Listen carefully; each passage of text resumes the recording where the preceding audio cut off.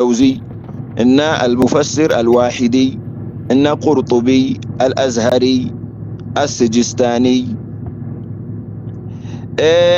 القاضي أبو بكر ابن العربي أبو بكر السجستاني أبو الوفاء ابن عقيل الحافظ السخاوي المرداوي أبو البركات النسفي المفسر ابن جزي العلامة المقترح أبو القاسم النيسابوري أبو محمد الأندلسي المعروف بابن الفرس المفسر فخر الدين الرازي كثير من العلماء الإمام الراغب الأصبهاني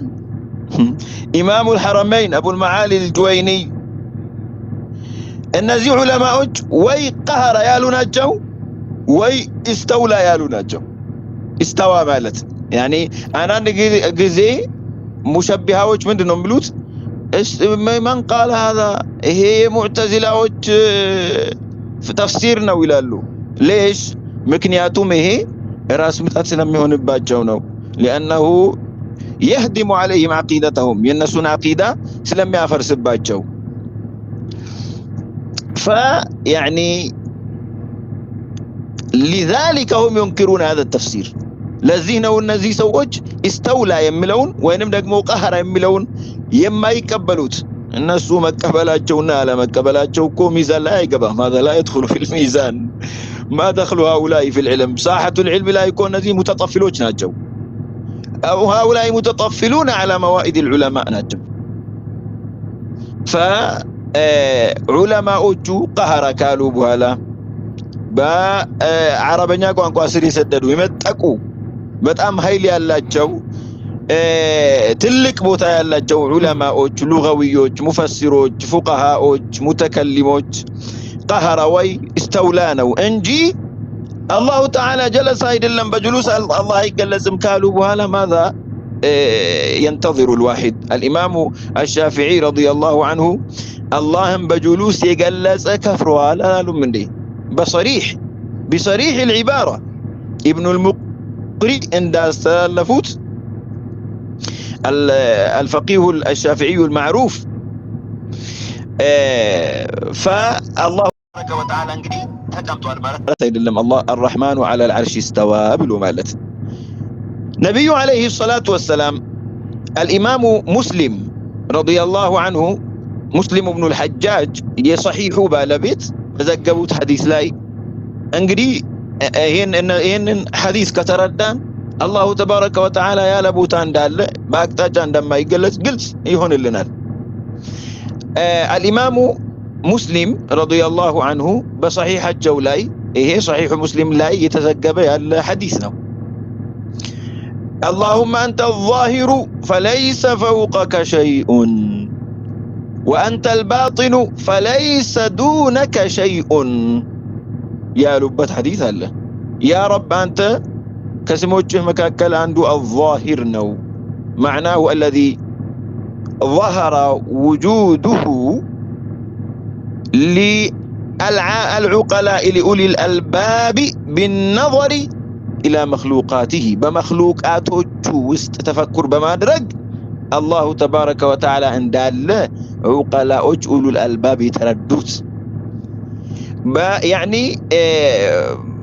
بالتفكر في مخلوقات الله بالله مخلوقات لاي كتفكر يدرج سو الله تبارك وتعالى عند الله ይህንን ዓለም የፈጠረ ካለ መኖር ወደ መኖር ያመጣ ጌታ እንዳለ በቀላሉ ይረዳል ምክንያቱም በዚህ በተስተካከለ ሁኔታ በኒዛም ይሄ ዓለም በዚህ በሚያምር አጃኢብ በሆነ በሚገርም ተአምር የመጣ ዓለም ያለ አድራጊ ያለ ፈጣሪ ሊሆን አይችልም ይሄ ነው اللهم انت الظاهر ማለት فليس فوقك شيء ካንተ በላይ እንዲህ አይነት አለ በመባል አትገለጽም ካንተ በላይ እንደዚህ አይነት አለ አትባልም فليس فوقك شيء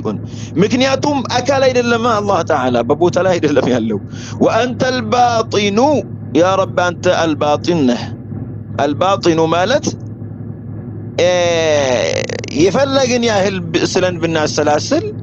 الله تبارك وتعالى يمثال ነገር እንዳልሆነ የሚቀረጽ ነገር እንዳልሆነ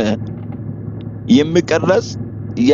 ያልሆንክ ጌታ ነህ ያ አላህ ቅርጽ ያልሆንክ ሱራ አይደለህም ያ አላህ فليس دونك شيء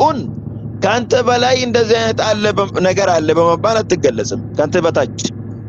ካንተ በላይም ካንተ በታችም እንደዚህ አይነት ነገር ይገኛል አይተባለም ከዓርሽ ላይ ቢሆን እስቲ ዑቀላዎች ናችሁ ሁላችሁ አቅል አላችሁ አላህ ከዓርሽ ላይ ቢሆን ከዓርሽ ከሱ በታች አይሆንም ወይ አንተ የሆነ ኩርሲ ላይ የሆነ ወንበር ላይ ከተቀመጥክ ወንበሩ ነው አንተ ላይ ያለው ወይስ ካንተ በታች ነው ያለው ካንተ በታች ማንም አቅል ያለው እንግዲህ በሂማ ያልሆነ ከሱ በታች ወንበር እንዳለ አይጠራጠርም መቼም ማለይሰ ከذلك الله تعالى كانت بتاች እንደዚህ አይነት ነገር አለ በመባል አትገለጽም ያ አላህ ማለት ما معناه ايها العقلاء الله تعالى ሰማያቶች ውስጥ ቢሆን ከሱ በላይ ጀነት አይሆንም ከሱ በላይ ኩርሲ አይሆንም ከሱ በላይ الله تعالى